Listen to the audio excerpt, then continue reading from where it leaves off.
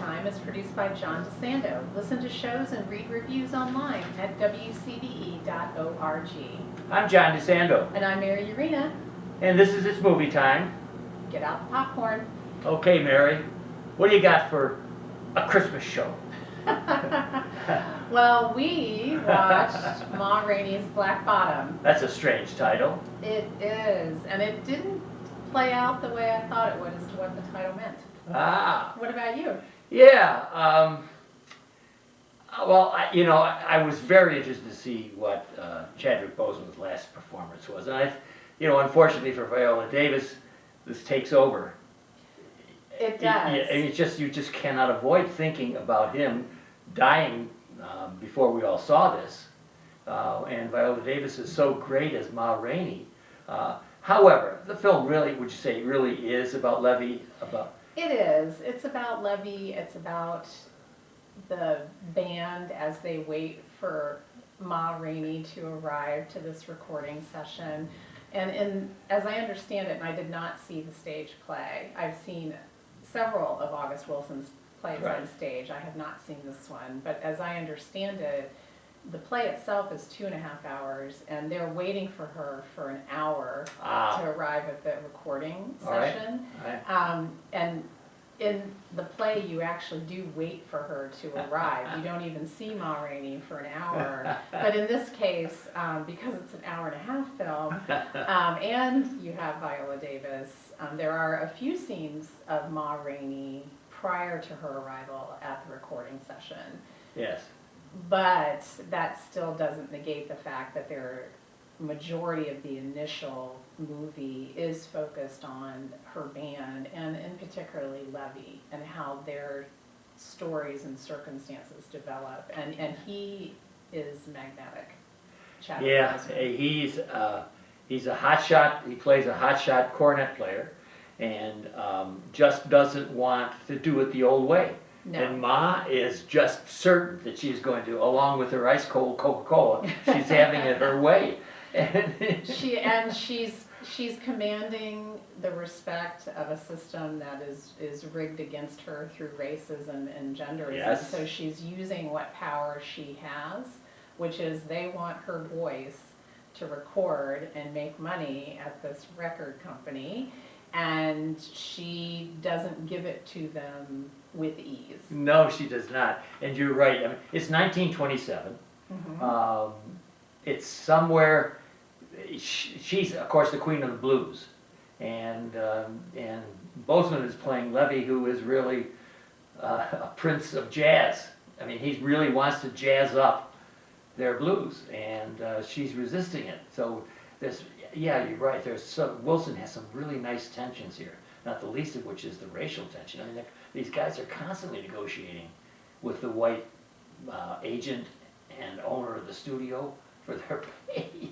and also trying not to rock the boat. They want to get paid for their work. Yes. And I think Ma Rainey and Levy represent the extremes of what they're willing to do, what they're willing to say, how they're willing to act to capitulate to the system that they're working within. And the 1920s was a time not only of prohibition and speakeasies. In fact, the film opens with a speakeasy scene in the South, a black tent club. Right. And it did evoke a lot in terms of the era and the time, the place, the people. In fact, there's a half-hour documentary of the making of the film. Was that on Netflix as well? It's also on Netflix. Yeah. That Anne Roth, the costume designer for this, actually, with the 100 extras in this tent scene, wow. She talked to each one of the extras and told them why they were wearing what they were wearing and what the era was like. And so it's a wonderful scene that really sets the stage for how did they end up going to Chicago, and the number of black people that are laboring in Chicago. They went during this great migration to escape being tied to the land and the poverty Right, and the racism right. and the Jim Crow of the South. But as you see play out through these musicians' stories, they ran into the same structures, sometimes under very different different, guises in the North. And this particular play takes place, or film takes place in Chicago in one day. Yeah, And it reveals so much about the Black experience, the racism, the genderism, I would say, against Ma Yeah. Rainey. I mean, she, Yeah. not only was she Black, she was a woman, which unfortunately those issues carry forward in our society today, which makes this story so contemporary. and you're talking about the costume, which is of course beautiful, and I want his wingtip shoes. I want them, and I'll be looking for the rest of my life to get ones that beautiful, that colorful. Well, call the costumer and I know. find out where she got I it. know. And Viola Davis is tricked out to make herself menacing. This is like gold teeth. And apparently that was true of the real Ma Rainey. Ma Rainey is not a fictional character. Right. She is a true. The only one of individual. Wilson's 10 plays I believe that's so. a real person.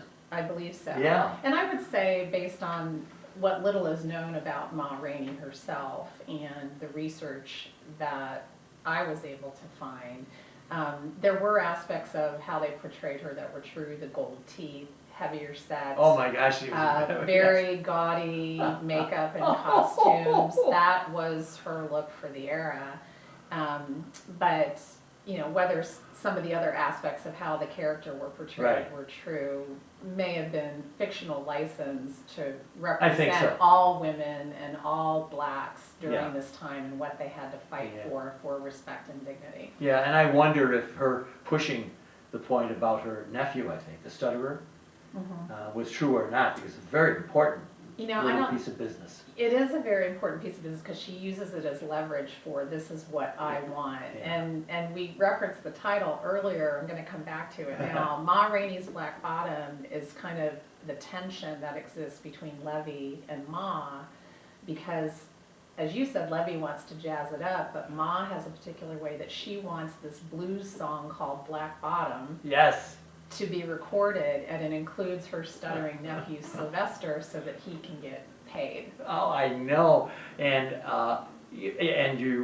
it reminds me that this is as much about artistic autonomy as anything. I mean, her struggle artistically to do what she knows best for her music, and even then Levy, represents a challenge to that, and though he may be right, they need to juice it up some.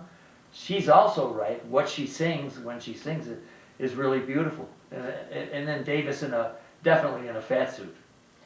Definitely in a fat suit. I understand she did gain some weight. Oh, she did? For Okay. this, but her costumes are padded, and to the extreme. Yeah. As everything with Ma Rainey's physical incarnation is in this film. The other thing about the artistic integrity and autonomy relates to the fact that this is Paramount Recordings. It's a white owner, Oh, white yes, it's so good. studio manager, white agent, and they want to capture her and her recordings so that they can make money, and they want it done in a certain way as well. So it's really about her fight Yeah. for her artistry and getting what she can in terms of not only payment but respect and integrity versus the new generation represented in Levy.